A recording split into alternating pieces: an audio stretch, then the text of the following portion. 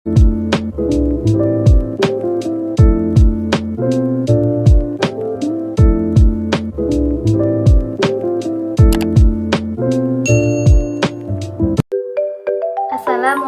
warahmatullahi wabarakatuh.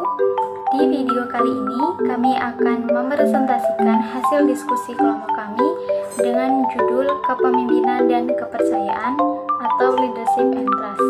Sebelumnya, perkenalkan kami dari kelompok 5 yang beranggotakan yang pertama Melinda Wafika Ziza NIM 4119224, yang kedua Siprianti Furaida NIM 4119226, yang ketiga Arina Sabila NIM 4119228, yang keempat Nastiti Indiasari NIM 4119229, yang kelima Nabila Khairunisa Ritanti NIM 4119231, dan yang keenam Mir'atun Solihah NIM 4119241. Materi yang pertama yaitu mengenai teori kepemimpinan tradisional.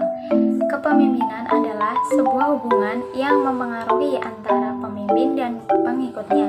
Walaupun cukup sulit untuk menggeneralisir, pada prinsipnya kepemimpinan atau leadership berkenaan dengan seseorang yang mempengaruhi perilaku orang lain untuk suatu tujuan tertentu. Tapi bukan berarti bahwa setiap orang yang mempengaruhi orang lain untuk suatu tujuan itu disebut sebagai pemimpin.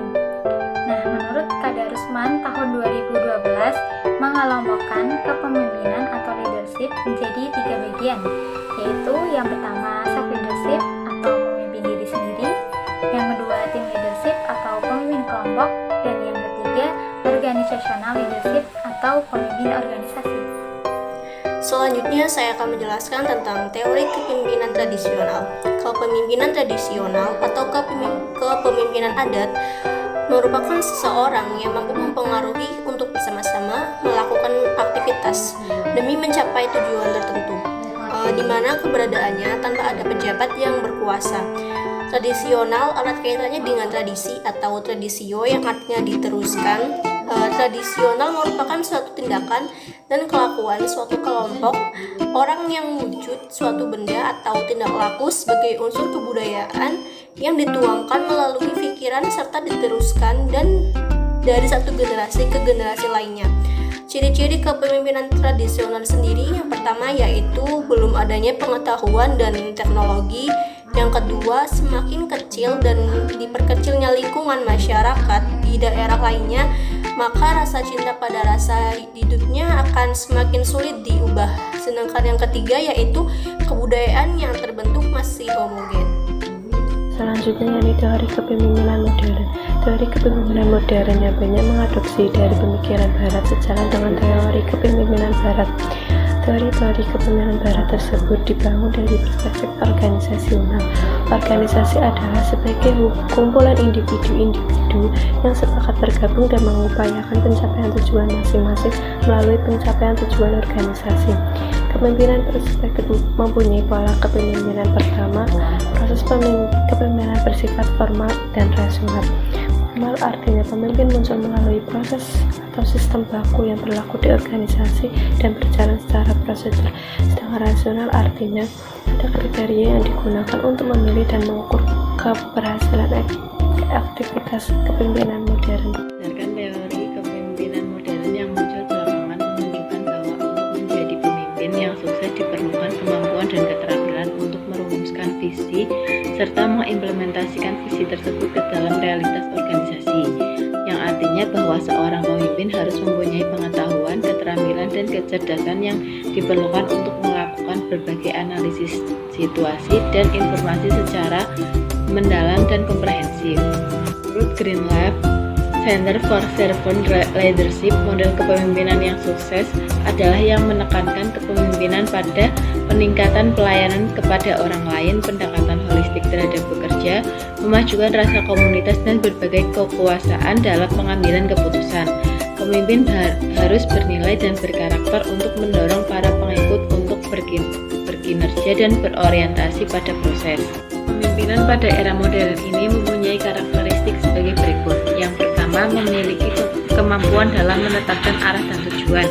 Pemimpin dengan kepemimpinan modern dituntut memahami dan memiliki kemampuan dalam menetapkan tujuan suatu organisasi dengan baik serta cara yang ditempuh guna mewujudkan tujuan tersebut. Yang kedua yaitu mempunyai kemampuan mempengaruhi orang dalam kelompok organisasi. Kemampuan mempengaruhi orang lain tidak hanya didasari pada instruksi dan wibawa semata, namun juga melibatkan kemampuan dan integritas diri seperti jujur, dipercaya, konsisten, apresiatif terhadap orang lain, kemampuan jelas dan menggugah. Yaitu memiliki kemampuan menyusun dan membuat strategi. Dalam kepemimpinan modern, seorang pemimpin dikenal sebagai ahli dalam membangun dan menyusun sebuah strategi. Kemampuan menyusun strategi didukung oleh kapasitas dalam menguasai medan, membuat dan menyusun skala prioritas, dan mampu membaca atau memprediksi perkembangan masa depan. Yang keempat yaitu mempunyai kemampuan menjadi mediator dan motivator. Pemimpin dalam konsep kepemimpinan modern harus berjiwa objektif, jujur, dan adil. Selanjutnya kita akan membahas mengenai kepercayaan atau trust. Kepercayaan menurut Robin dan Josh adalah suatu harapan positif bahwa orang lain tidak akan bertindak secara oportunistik.